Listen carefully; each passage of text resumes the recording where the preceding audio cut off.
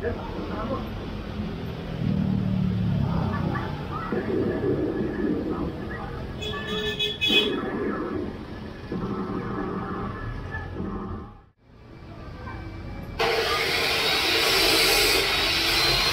kapag natanggal tong catalytic na to, medyo magiging okay na yung ano to, yung tunog ng tambutso natin.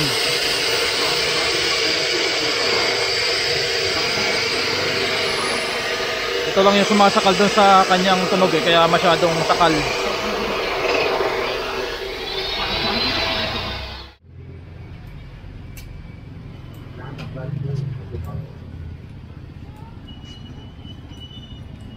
Ay, madali.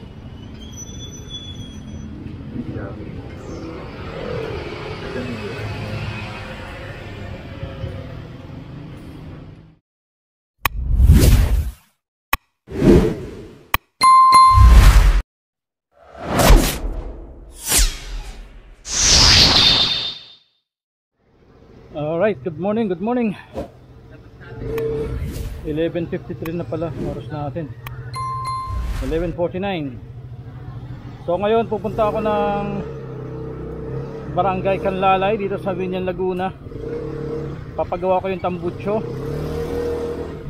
Actually dapat mag-change oil muna ako, kaya lang naisip ko na mamayang hapon na lang. Paayos ko muna yung tambutso nitong motor kasi iba yung tunog. Biglang naging tunog lata, hindi ko alam kung ano naging problema na ito. Simula umuwi ako ng Marinduque last September, pagbalik ko ganito na yung tunog niya. Pangit pakinggan, parang sakal, parang walang lumalabas na, walang buga, kumbaga. Parang hirap yung makina. At the same time may mga lumalabas na maitim na usok. Hindi mo naman makikita, kumbaga doon sa dulo ng tambutso. Ang itim nung parang masyadong maraming carbon. Hindi ko alam kung anong nangyari. Hindi naman to ganito dati. So ngayon ang gagawin ko, papatanggal ko yung catalytic. Actually pinaano ko na to anong tawag doon, pinakalkal yung chicken pipe kung tawagin. Ang problema nga lang, may catalytic siya dito sa may elbow. Kumbaga kahit natanggal na yung laman ng tambutso mismo, yung mga silencer, so yung tunog niya hindi pa rin ganun kalakas kasi meron siyang catalytic or yung kanyang silencer doon sa pinakang elbow. Dalawa yung kanyang silencer. Hindi katulad ng ibang tambutso na pag natanggal na yung laman ng loob, malakas na yung buga or parang parang naka-open na siya. Pero dito hindi siya ganun. Kaya kailangan ipatanggal natin yung catalytic. Doon kung malalaman kung ano yung problema nitong tambutso natin, kung bakit sakal yung tunog niya. So yung kausap ko taga Canlalay. So simula pa nung MIUI pa yung motor ko, yun na yung gumagawa ng tambutso ko. Doon na ako nagpapakalkal. Okay naman siya magkalkal. Ang hindi ko lang masyado gusto sa kanya yung the way na pag-welding, hindi pantay. Kumbaga parang mayroon kasi ako nakikitang mga welding ng tambutso, lalo na yung mga yung pinaka-tubo. Perfect yung pagkakagawa, pero dito medyo tawag doon, hindi siya perfect. Kumbaga yun, hindi pantay-pantay. Pero okay na rin naman kaysa naman sa iba na talagang walang alam pagdating sa tambutso. Itong pinupuntahan ko kasi na to, talagang tambutso yung ginagawa niya. Siya yung mga nagpapalit kahit sa 4 wheels. Siya yung mga gumagawa.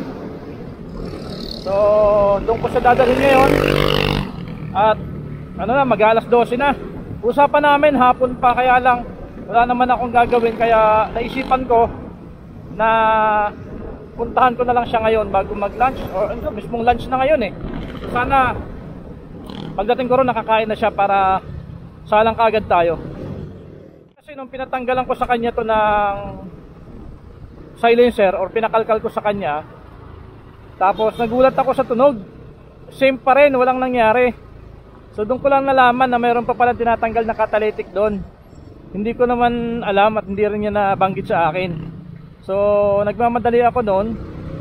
Bago pa lang yung motor ko nung pinakalkal ko to eh.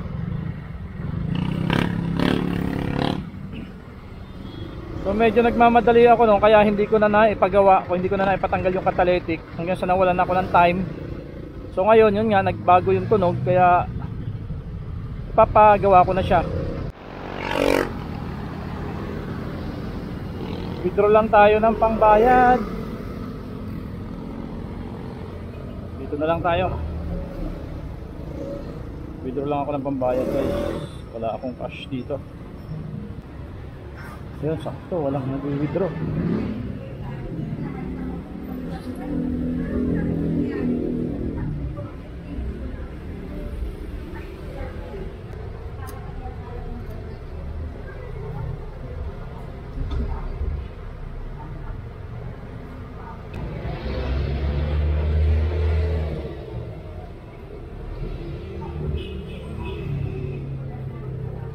Ganda ng tunog oh. Kala mo, ang dami nang lalabas.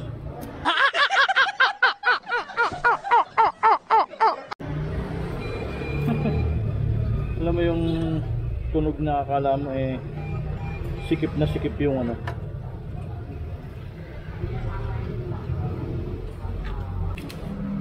Walang na naantira.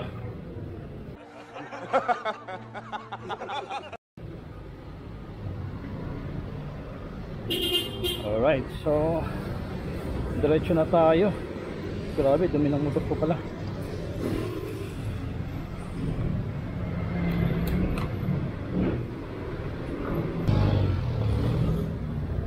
Sana available si kuya. Let's go!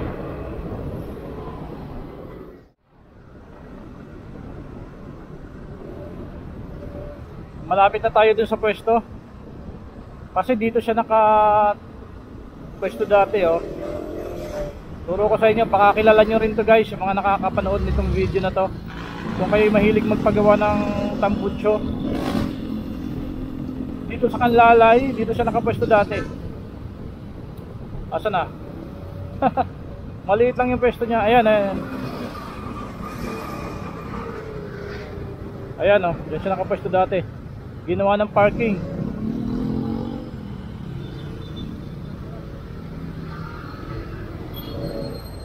Si tropa. Adol, diyan sa laki. May, ano kaya to? Papahugot ko ulit yung ano, yung magneto. Ito yung inispatan niya dati. At dito nga guys ay sinimulan na ni Kuya. Pagbalik ko na lang. Yung ating tambucho at tinatanggal na rin yung ating tawag dito yung kanyang heat guard. So yung gagawa ng tambucho ko guys dito lumipat oh. Elbow. So akala ko nga wala na siya eh, buti na lang. Para medyo nagtingin-tingin ako dito sa paligid at natagpuan ko siya dito sa may dito sa tapat ng Mobility.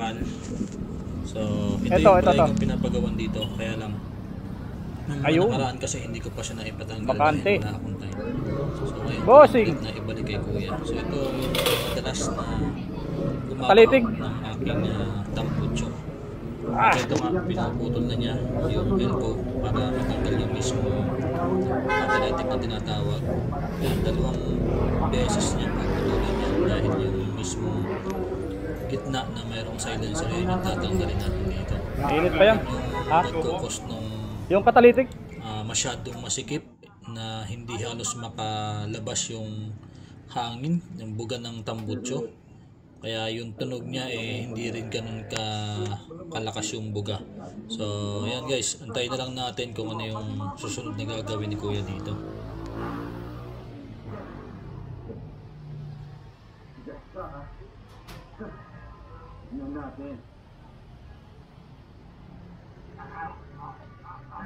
Kailangan na rin fiberan pala to.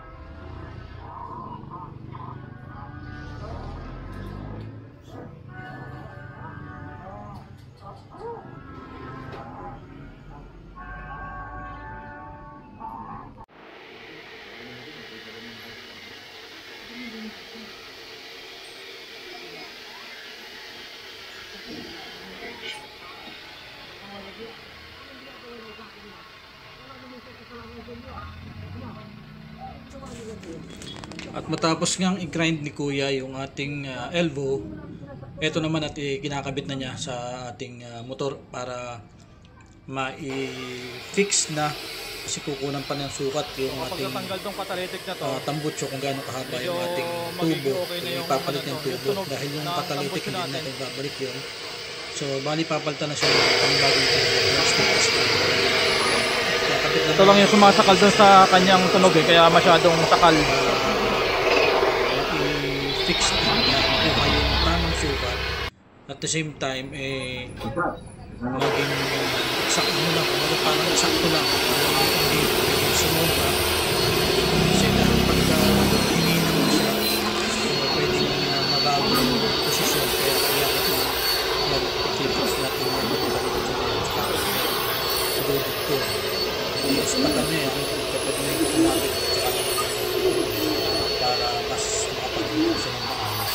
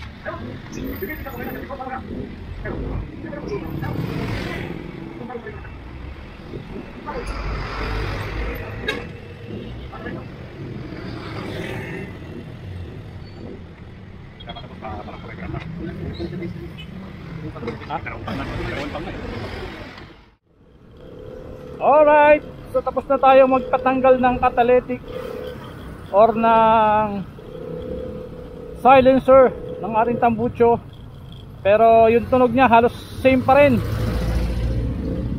pero medyo lumuwag yung kanyang hatak. Yun lang talagang kanyang tunog ang halos hindi nagbago, kasi nga wala na pala siyang fiber sa loob. Kaya pala nagtunog lata siya dahil yung fiber niya is lusaw na, naubos na. Next time na lang ako magpapalagay ng fiber. Ganun pala yon guys. Ngayon ko lang nalaman na nauubos din pala yung fiber na nilalagay dito. Almost 3 years na rin kasi itong motor natin. Magpo 4 years na sa February.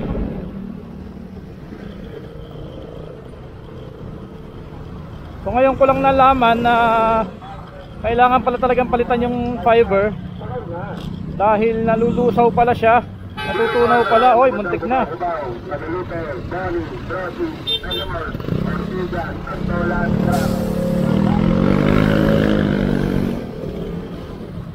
So dahil medyo mahal, so pinagpaliban ko na lang muna ang pagpalagay ng fiber. Next time na lang guys, pagka may, in fairness medyo gumaan yung hatak niya nung natanggal yung silencer niya o yung catalytic. Ay nako,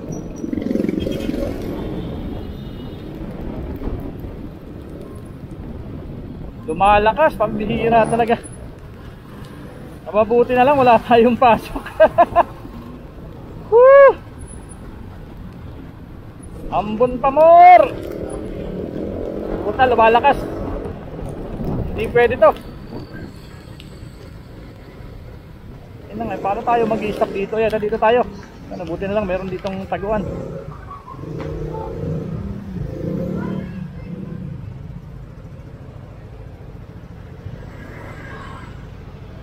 Walang hiyang ulan to.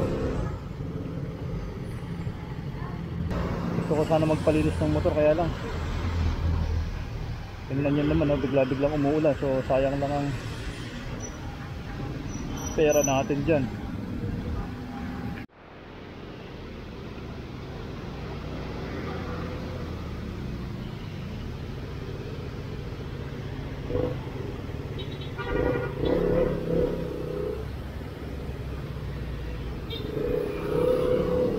Alright, tumila na guys.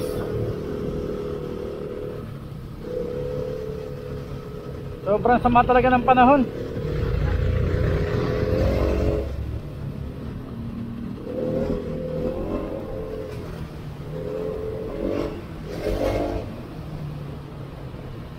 Ang init-init kanina, tapos biglang umulan. Talaga naman, mamamatay tayo kapag ganitong sitwasyon. So kapag nagbabiyahe ka, o halimbawa nagjo-joyride, tawag dyan,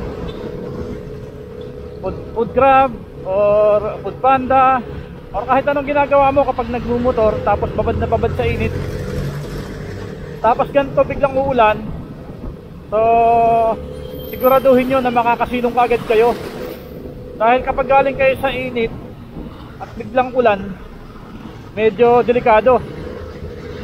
Yung puso natin kapag galing sa sobrang init na sitwasyon, yung baga, tapos bigla tayong mababasa, so biglang nababago yung yung temperature. So may posibilidad talaga na magkasakit tayo. Yung iba kapag minalas-malas, inaatake sa puso, nagkaka-stroke. Kaya nga 'di ba sabi ng mga matatanda, kapag galing ka sa init or pagod, wag kang maliligo. Kasi mamamatay ka talaga kapag gano'n ang gagawin mo. Kaya hanggat maaari kapag biglang ulan, nasa biyahe kayo or galing kayo sa initan, hanapan nyo na kagad ng magandang pwesto, yung mayroong masisilungan, yung hindi kayo mababasa masyado. At hanggat maaari guys, magdala kayo ng kapote.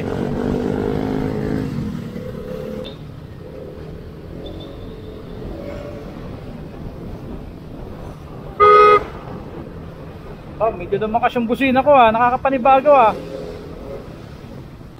Malakas-lakas din ang ulan dito. Basang-basa kalsada oh. Hindi pala basta ambon lang yun guys. Buhos pala talaga dito.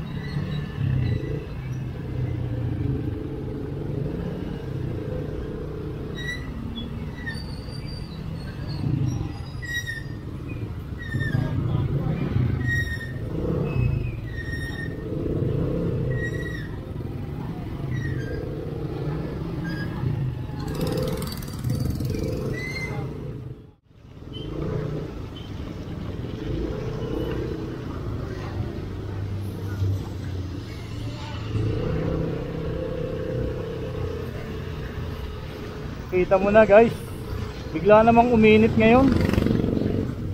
After ng malakas na ulan, biglang uminit. Grabe naman panahon na to.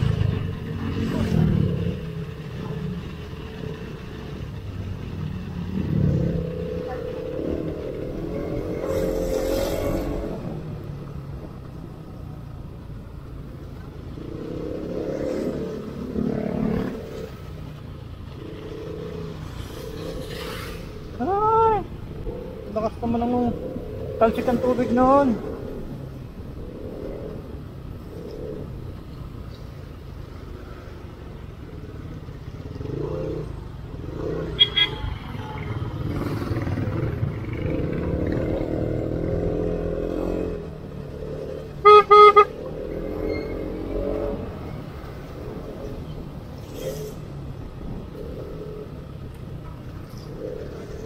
Tumainit na guys.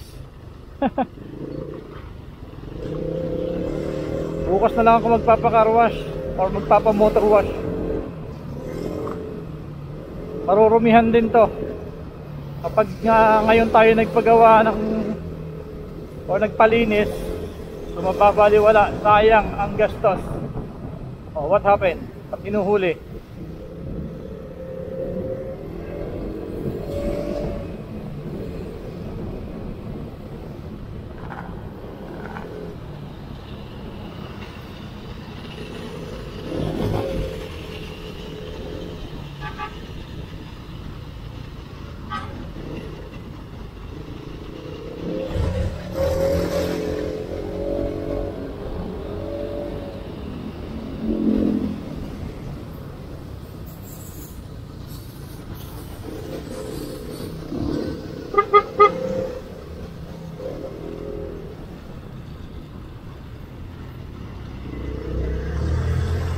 grabe, lakas pala talaga ng ulan no.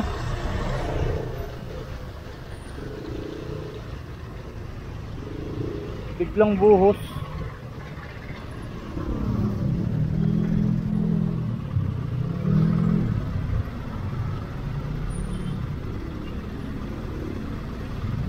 Ano, ayaw mo pa?